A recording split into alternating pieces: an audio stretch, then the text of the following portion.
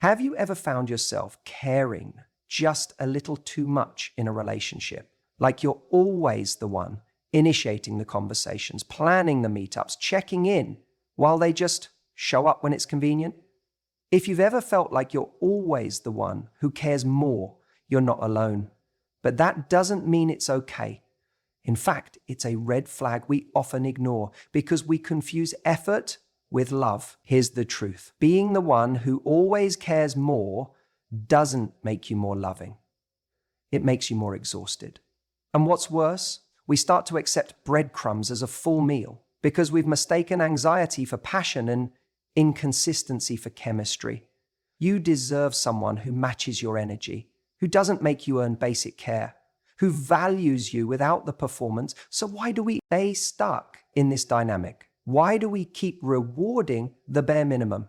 And how do you break the cycle when you're used to giving more than you're receiving? If any of that hits close to home, this message is for you. Because it's time to stop overgiving, start protecting your emotional energy, and finally understand what love should really feel like.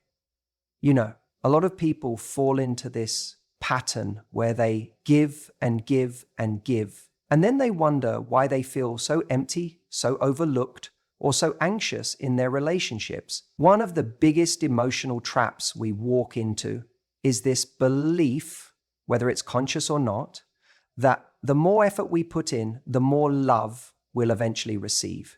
That if we just care enough, if we show them how much we're willing to be there, they'll finally meet us at our level. But here's the truth that most people avoid saying out loud. Just because you're the one making the effort doesn't mean you're more loving. And it certainly doesn't mean you're more valuable. We all want to be seen. We all want to feel like we matter to someone. So when you start developing feelings for someone and it feels one-sided, it's tempting to double down. You send the good morning texts. You plan the hangouts. You bring the emotional depth. You ask how they're really doing. And when they respond with something short, inconsistent, or vague, you tell yourself, well, maybe they're just not good at expressing themselves, or they've been busy, or they need time. And so you give them more grace, more patience, more understanding. But here's what you miss in the process. You're not being loved back in the way you need. Effort doesn't always equal connection. Sometimes it's just effort. It's you doing the work of two people while convincing yourself it's still mutual. And slowly, you start mistaking that hustle, the constant emotional lifting, for passion, for commitment, for proof that what you feel is real. But think about that. You shouldn't have to work overtime just to earn someone's basic care. You shouldn't have to perform in the hope that they'll start appreciating you. And when you are constantly bending yourself, contorting your needs, or shrinking your voice just to keep the peace, that's not effort rooted in love. That's self-abandonment. A relationship should never feel like you're campaigning for a job you already have. It should never be about trying to prove your worth so someone finally chooses you. Because when you believe that effort will win love, you ignore the most dangerous reality. You might be the only one truly invested. And when you're the one who always cares more, what you often do is confuse effort with your own value. You start thinking, if I just keep doing the right things, if I keep being supportive, kind, thoughtful, emotionally available, they'll eventually realize what they have in me. But the right person already knows. They don't have to be convinced. They don't need reminders. They don't delay. See, when you're always the one chasing, you start defining your self-worth by how much someone needs you instead of how much they choose you. That's a massive difference. Because if you're only valuable in someone's life, when you're doing something for them, that's not connection, that's utility. And if they only show up when they feel like it, if they only reciprocate after you've gone above and beyond, again, that's not love, that's convenience. And I know it's hard to stop caring. It feels unnatural, like pulling your heart away from something that meant everything to you. But you're not actually letting go of love. You're letting go of an illusion that one day, if you care enough, they'll finally rise to the level of your effort. But real love doesn't need convincing. It doesn't require constant negotiation. And it certainly doesn't leave you wondering where you stand. The truth is, if you're doing all the work, it's not because you're stronger. It's not because you're more emotionally mature. It's because somewhere along the line, you started believing that your value is tied to how much you give, not how you're treated. You are not valuable because you care more. You are valuable because of who you are, with or without someone recognizing it. And the moment you start seeing that, really seeing it, you'll stop pouring energy into people who only show up to take, not to build. Love yourself enough to stop trying to prove you're worthy of love. You know, one of the most heartbreaking patterns I see, and maybe you've felt this too, is being the one who always seems to care more, the one who tries harder, gives more, initiates more. And when that keeps happening over and over, it starts to feel like something's wrong with you. Like maybe you just love too much, or you're too intense, or you're too emotional. But let me tell you something, most people never realize. Being the one who cares more isn't a flaw, it's a pattern. And patterns aren't about what's wrong with you, they're about what you're repeating without realizing why. Think about your past few relationships or situationships. Maybe each one looked different on the surface, different names, different faces, different circumstances, but they shared that one same emotional imbalance. You investing way more than you were receiving. And when that becomes a recurring thing, we have to stop and ask ourselves an important question. What is it in me that keeps choosing to show up for people who don't show up the same way for me? See, sometimes we confuse emotional investment with love. We think that if we just keep proving how much we care, eventually they'll match it. Eventually they'll see our worth. But that's not how love works. That's how validation chasing works. And the moment you realize that, everything begins to change. Most people don't even know they're doing it. They say things like, I just have a big heart, or I fall hard, or I can't help it, I'm just really loyal. And yes, maybe that's true, but if your loyalty keeps attaching itself to people who are only halfway in, who show up inconsistently, who disappear and reappear when it's convenient, then we're not just talking about loyalty, we're talking about something deeper. At some point in your life, you might have learned that love is something you earn, that your worth is tied to how much you give, how much effort you make, how well you can fix, rescue, or support. Maybe growing up, attention or affection came inconsistently. So now, as an adult, your nervous system is wired to chase those highs, to cling to the little scraps of validation you get, thinking if you just care more, if you try harder, they'll finally love you the way you need to be loved. But love that has to be earned through imbalance is never love that lasts. It's survival, it's a coping mechanism, and you deserve more than that. And here's the kicker. When you're always the one who cares more, it's not just about you being too loving, it's also about what you tolerate. It's about what you're willing to accept just to keep someone around. And that's a dangerous game because it teaches people that they can give you less and still get more. People treat you the way you train them to. If every time they go quiet for 3 days, you still text them first. If every time they cancel on you last minute, you're still understanding and flexible. If they know they can give you the bare minimum and still have access to your time, energy, and heart, then why would they give more? You've shown them they don't have to. This is where we take back our power. This is where we start showing up differently. You don't have to stop being someone who cares deeply. You just have to stop giving that depth to people who don't have the capacity or willingness to hold it. You don't need to stop loving fully. You just need to love more wisely. Not from a place of fear or scarcity, like if you don't do the most, they'll leave, but from a place of self-respect, a place where you know that love doesn't require sacrifice of self, a place where mutual effort isn't something you have to beg for, it's something you expect and create space for. And look, it's going to feel uncomfortable at first, especially if you've been the emotional giver your whole life. Setting boundaries might feel cold. Holding back effort might feel like you're playing games, but what you're really doing is rebalancing the scales. You're creating space to actually see who's willing to meet you where you are. Because when you stop doing all the chasing, the people who were only there for what you gave, they'll disappear. And that might hurt, but it will also make room for the people who show up, not because they have to be convinced, but because they choose to. So next time you feel yourself slipping into that familiar place, over investing, over functioning, over caring, pause. Ask yourself, am I doing this because I genuinely want to, or because I'm afraid of what will happen if I don't? That one question can save you years of pouring into the wrong people. You are not hard to love. You are just giving your heart to people who aren't ready or willing to receive it fully. And your job isn't to become less caring.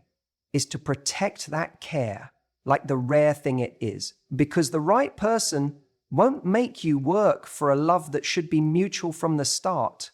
You might feel like you're loving harder than you ever have. You're showing up, texting back quickly, making plans, remembering details, being emotionally present, basically doing everything you wish someone would do for you. And because you care so deeply, because it feels so intense, it's easy to believe that this means something, that your feelings, by their sheer depth and magnitude, must eventually lead to the love you want. But here's what we don't often hear enough. Love isn't measured by intensity. It's measured by reciprocity. You can feel everything in the world for someone. You can lie awake at night thinking about them. You can replay conversations, analyze texts, imagine futures together, and still, if they're not meeting you in that same place, with their actions, their energy, their presence, it doesn't matter how much you feel. What you feel isn't the currency that sustains a relationship. What you both do is, and that's the trap. When you care more, when you're emotionally invested, it becomes so easy to misinterpret your own passion as a green light. You tell yourself, this must be real, this must be worth it. I've never felt this before. But that feeling, as strong as it is, doesn't guarantee they feel it back. And more importantly, it doesn't mean they're ready or willing to match what you bring to the table. Sometimes that intensity is just your heart reacting to the unpredictability, the highs and lows, the inconsistency. It's your nervous system trying to secure something that isn't stable. That rush you feel, it's not always connection. It might be anxiety. It might be hope trying to fill in the gaps where real commitment is missing. And it's important to be honest about that, because when someone truly values you, you don't have to constantly prove your place in their life. You don't have to earn their attention. You don't have to send a risky text hoping it gets a decent response. You don't have to wonder whether they'll follow through, whether they're serious, or whether you're just one of many options. Real love doesn't leave you confused. So, if you're always the one who cares more, I want you to ask yourself, what are you actually getting in return? Not what you're hoping to get, not what they say when they're trying to keep you around, not what you imagine could happen if they finally wake up and realize how good they have it. I'm talking about what's happening right now. Because intensity makes a lot of noise, but consistency tells the truth. If they're not consistent, if they're not making an effort to understand you, prioritize you, show up for you, then no matter how deeply you care, you're still in this thing alone. And a relationship can't be carried by one person. You deserve someone whose actions don't leave you wondering, someone who's not afraid of being fully seen, someone who doesn't need to be chased to show up. And that kind of love, it won't come from you overgiving. It won't come from you shrinking yourself to fit their comfort zone. It will come when you stop pouring all your energy into someone who's only halfway in and instead redirect that energy toward people who are ready to meet you at your level. Because here's the truth, when you stop mistaking intensity for connection, you create space for real love to walk in. And the person who's right for you will never make you feel like you care too much. They'll be grateful that you care at all. They text you after 3 days of silence, and suddenly your heart races. You think, finally, you light up, you feel hopeful, and you immediately respond.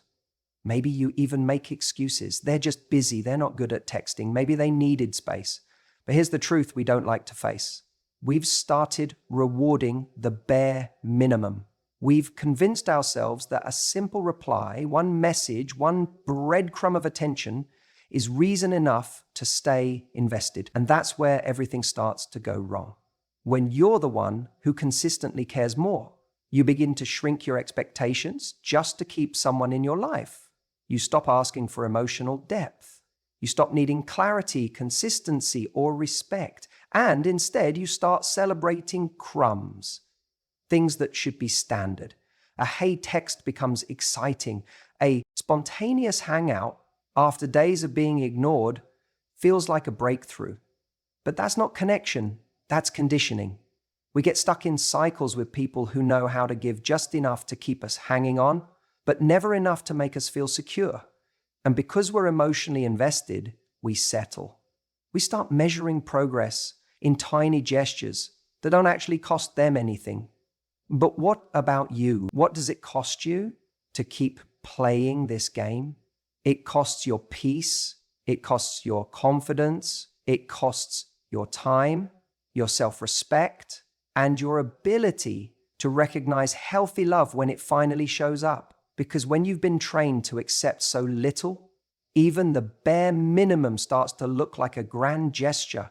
You deserve someone who shows up because they want to, not because you've nudged them, reminded them, or emotionally carried the connection for weeks. But here's the hard truth. If you keep rewarding inconsistency with access, you teach them that they can keep showing up on their terms, that they don't have to make any real effort, that they can disappear, reappear, and still be welcomed with open arms. You might be thinking, but I want to be understanding. I don't want to be too harsh. And that's fair. It's beautiful to be compassionate. But compassion without boundaries is self-abandonment. If you constantly excuse poor behavior because of your empathy, you become the one who suffers. There's nothing admirable about tolerating emotional negligence. There's nothing romantic about waiting around for someone to value you. Love doesn't require that you keep proving your worth to someone who doesn't show up, who don't need to work harder to be chosen. You need to choose yourself in the spaces where you're being neglected. Think about it. If someone only makes an effort after you pull away, if they only remember you exist when they're bored, lonely, or looking for a dopamine hit, is that really care? Or is that convenience? The truth is, people will give what they feel they need to give. And if you're constantly rewarding inconsistency, you're telling them they don't need to give much at all. So you keep giving more. You overperform, overextend, overthink. You keep showing up, hoping they'll finally meet you where you are. And they never do. But that doesn't mean you're unworthy. It means you're overgiving in the wrong direction.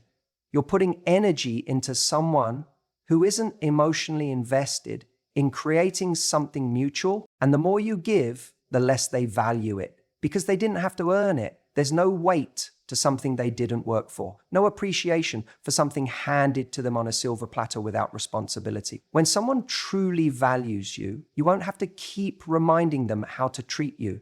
You won't have to beg for time, clarity, or attention. You won't need to decode their mixed signals or wait for them to figure it out. And when someone doesn't value you, when their effort is inconsistent and their presence is conditional, the kindest thing you can do for yourself is to stop rewarding that behavior. Stop giving out passes. Stop pouring energy into someone whose actions don't back up their words. Don't confuse their occasional effort with true interest. Don't confuse potential with reality. And most importantly, don't confuse being available with being valued. You are not here to be someone's backup plan, emotional safety net, or maybe later option. You are not here to tolerate lukewarm love just because you feel deeply. Your capacity to care is beautiful, but it deserves to be met with someone who matches it, not someone who simply benefits from it. So the next time they send that delayed reply, the next time they show up out of the blue expecting access again, pause. Ask yourself, do they truly deserve another piece of my energy? Or am I rewarding the bare minimum because I'm afraid to let go? If you want a real connection, a secure, loving, reciprocal relationship, then stop settling for people who only give you pieces. Start holding. It's out for someone who brings the whole damn puzzle. You're not asking for too much. You're just asking the wrong person. You ever find yourself completely drained in a relationship, not because of constant arguments or dramatic fights, but because you're always the one trying. You're the one initiating conversations, planning time together, checking in emotionally, showing up and caring deeply while they just exist in the dynamic, offering just enough to keep you from walking away. That kind of relationship isn't just tiring, it's unsustainable. The truth is, we don't often realize the cost of giving too much until we're already emotionally bankrupt. It's like we're so focused on making things work, we don't notice how much of ourselves we're sacrificing in the process.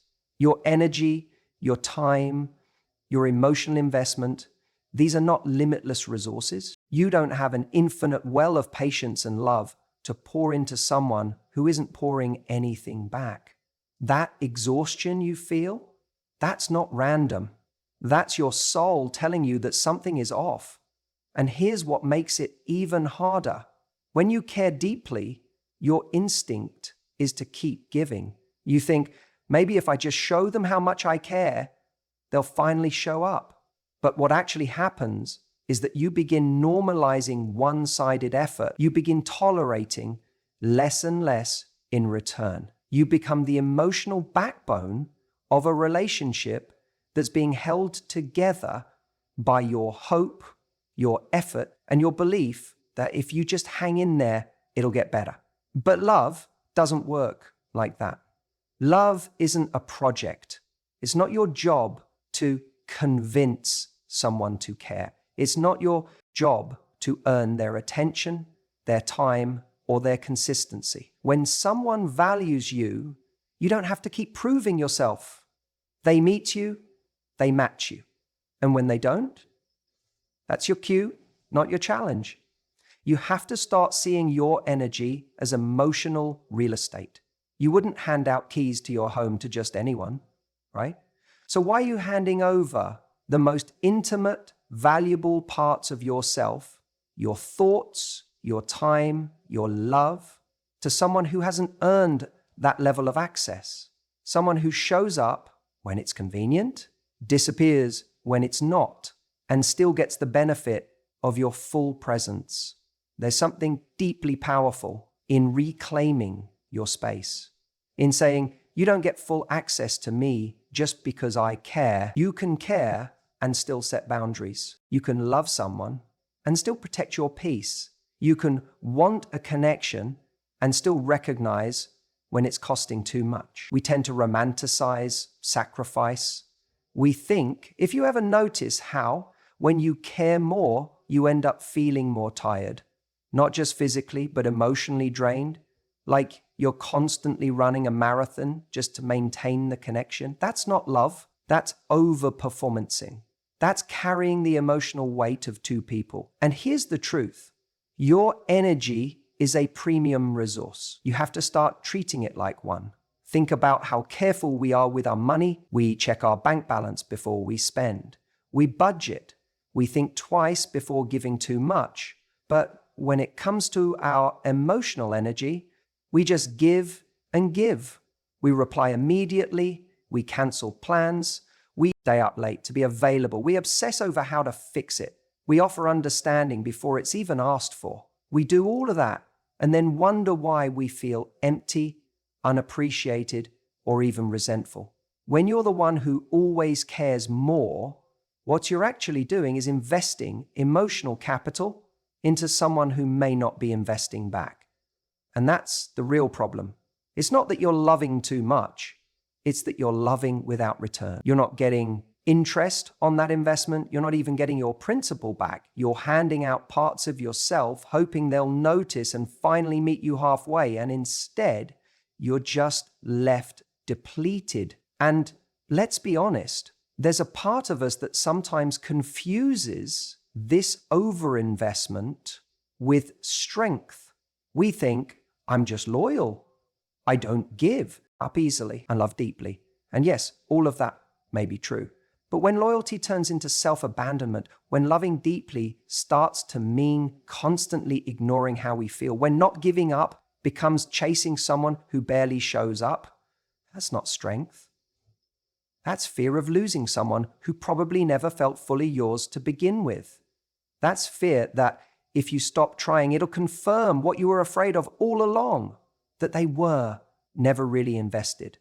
But the truth is, people reveal their intentions not just in what they say, but in how they make you feel consistently. And if someone regularly makes you feel anxious, unsure, or invisible, it's not your job to keep proving your worth. It's your job to pause and ask, why am I giving so much of myself to someone who gives so little of themselves? You don't owe anyone unlimited access to your emotional world just because you once had a connection. You don't have to be endlessly available, endlessly forgiving, endlessly understanding. That's not what builds closeness. That builds imbalance. And imbalance in emotional energy is the fastest way to lose yourself. We all want to be seen, to be heard, to feel like someone truly gets us. But the person who gets you isn't the one who disappears and returns when it suits them. It's not the one who makes you question your place in their life every other week. It's not the one who only shows up when they need something. The person who gets you, really gets you, is the one who respects your energy enough not to waste it. They understand that emotional investment is earned, not demanded. That showing up is not a favor, it's the baseline.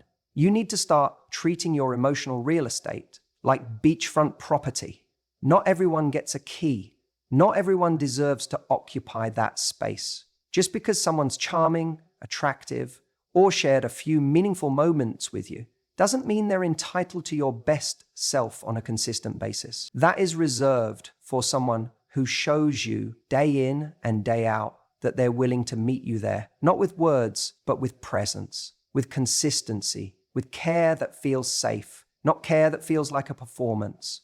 And sometimes the most powerful thing you can do is step back, not to punish them, not to manipulate them, but to protect yourself, to remember what it feels like to be grounded again, to not feel like you're constantly auditioning for affection.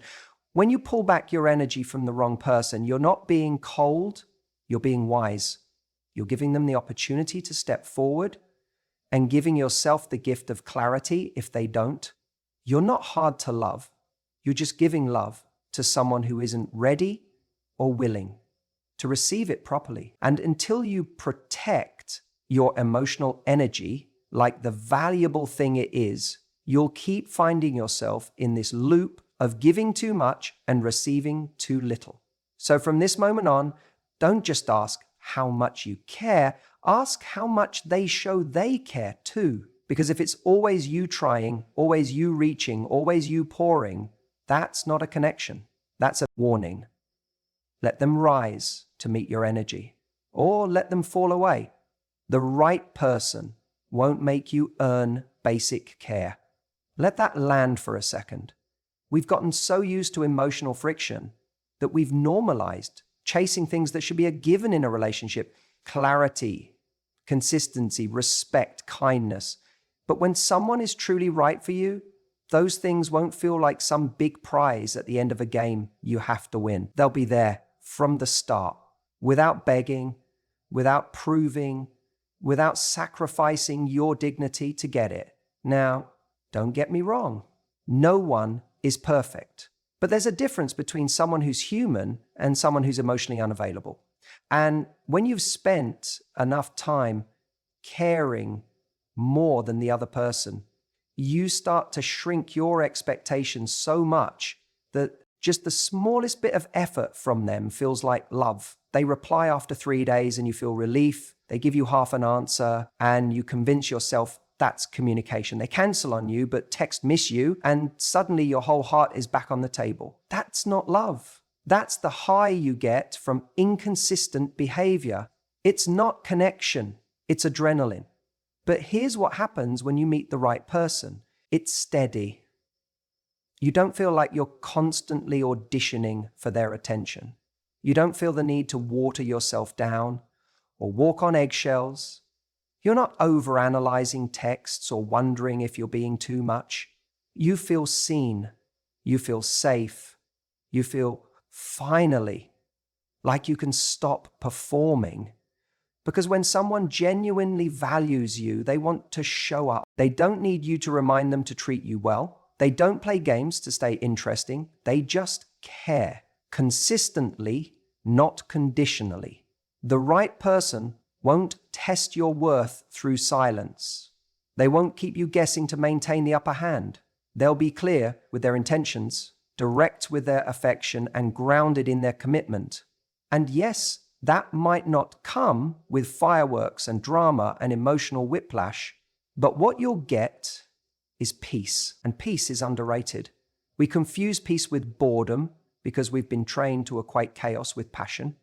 We chase people who make us feel anxious because it feels intense, and we confuse that intensity with meaning.